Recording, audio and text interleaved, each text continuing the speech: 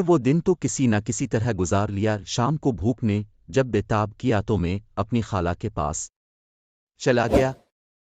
وہ بھی اسی شہر میں اور میرے گھر سے کچھ فاصلے پر رہتی تھیں۔ وہ کباب بہت اچھے بناتی تھیں۔ ان کے کباب کھا کر لطف آ جاتا تھا۔ خالہ مجھے دیکھتے ہی خوش ہو گئیں۔ ارے بیٹا تو بالکل صحیح وقت پر آیا۔ میں نے تیری پسند کے کباب بنائے ہیں، کیا بات ہے خالہ آپ کی؟ میں خوش ہو گیا۔ خالہ ہو تو اب جیسی ہو۔ میں ایک طرف بیٹھ گیا، سوچ رہا تھا کہ کتنی دیر بعد کچھ کھانے کو ملے گا۔ اس دوران وہی شعر میرے کان میں گونجنے لگا۔ خالہ میں نے آواز لگائی، خالہ میں جا رہا ہوں، ایک کام یاد آ گیا ہے۔ ارے بیٹا کہ اب تو کھاتا جا۔ انہیں خالہ پھر سہی اور میں اس مکان سے باہر آ گیا۔ باہر آتے ہی بھوک سے چکر سا آ گیا تھا۔ ایک درخت کا سہارا لے کر کھڑا ہو گیا۔ اس وقت کسی نے مجھے آواز دی، ارے تنویر صاحب کہاں کھڑے ہیں؟ کیسے میں اسلم صاحب؟ میں نے پوچھا۔ کیا بتاؤں؟ دل میں کیسی ہلچل مچی ہوئی ہے۔ خیریت تو ہے نا؟ کیا ہوا؟ موصوف شاعر بھی تھے، میرے پاس آ کر بولے، خدا کی اس وقت کچھ اور مانگ لیتا تو شاید بھی مل جاتا۔ قبولیت کی گھڑی تھی لیکن میں نے آپ کو مانگا اور آپ مل گئے۔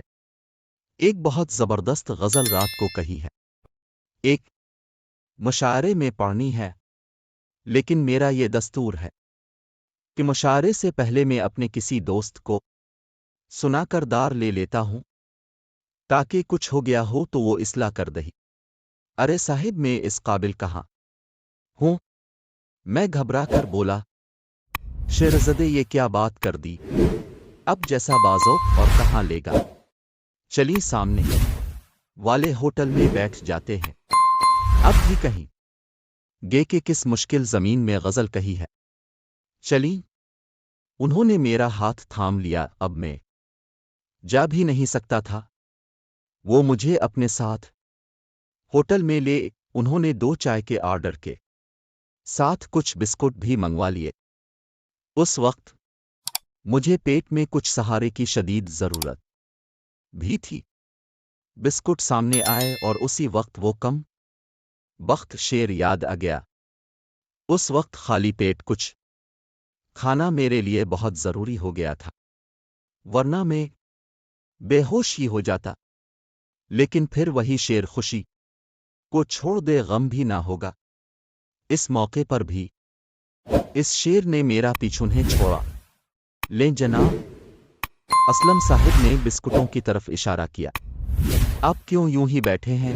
نہیں اسلم صاحب، اس وقت کچھ نہیں لے سکوں گا، میرے پیٹ میں کچھ گڑبڑ ہے۔ وہ پیٹ میں گڑبڑ ہے تو آپ کو چائے بھی نہیں پینی چاہیے۔ جی ہاں، میری جان نکلی جا رہی تھی۔ انہوں نے ایک لمحہ انتظار کے بغیر ایک چائے کا آرڈر کینسل کر دیا اور خود چائے اور بسکٹ کھانے لگے، جبکہ میرا یہ حال تھا کہ میں غم اور خوشی کے فلسفے میں پھنسا ہوا تھا۔ اس کے بعد انہوں نے اپنی جیب سے کچھ کاغذات نکالے اور اپنی بے تک غزل سنانے لگے۔ ایک تو غزل بے تک، پھر اتنی طویل جیسے پوری اردو شاعری لکھ کر لے ہوں۔ میں کچھ دیر تو بہت حوصلے سے سنتا رہا، پھر آنکھوں کے آگے اندھیرا چھانے لگا اور میں بے ہوش ہو کر لڑک گیا۔ اسلم صاحب مجھے پکار رہے تھے، کچھ اور آوازیں بھی تھیں، میرے منہ پر پانی کے چھینٹے دیے جا رہے تھے، لیکن مجھے ہوش نہیں تھا۔ نہ جانے کتنی دیر بعد ہوش آیا ہوگا۔ میں ایک بستر پر لیٹا تھا، نقاہت تو تھی لیکن اتنی نہیں جتنی پہلے محسوس ہو رہی تھی۔ میرے بستر کے آس پاس کچھ اور بستر بھی تھے جن پر مریض لیٹے ہوئے تھے۔ مجھے ہوش میں دیکھ کر ایک مہربان صورت کی نرس میرے پاس آ گئی۔ اب کیسی طبیعت ہے؟ اس نے پوچھا۔ کون لایا ہے مجھے؟ تم کہیں بے ہوش ہو گئے تھے؟ لوگ اٹھا کر لائے، لوگ لائے ہیں۔ کمزوری کی وجہ سے یہ حال ہو گیا۔ ڈاکٹر صاحب کا بھی یہی خیال تھا۔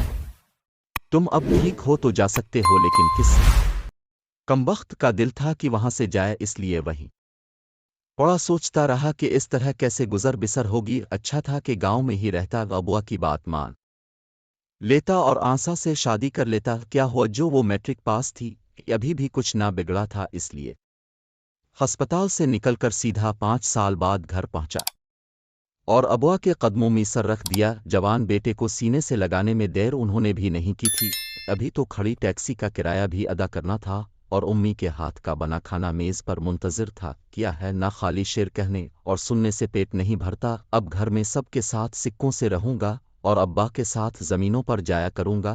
جوانی میں جاب کرنے اور خود سے اپنے پاؤں پر کھڑا ہونے کا جنوں بھی ختم ہو گیا اور دوستوں کی مصیبت میں دوستی بھی دیکھ لی۔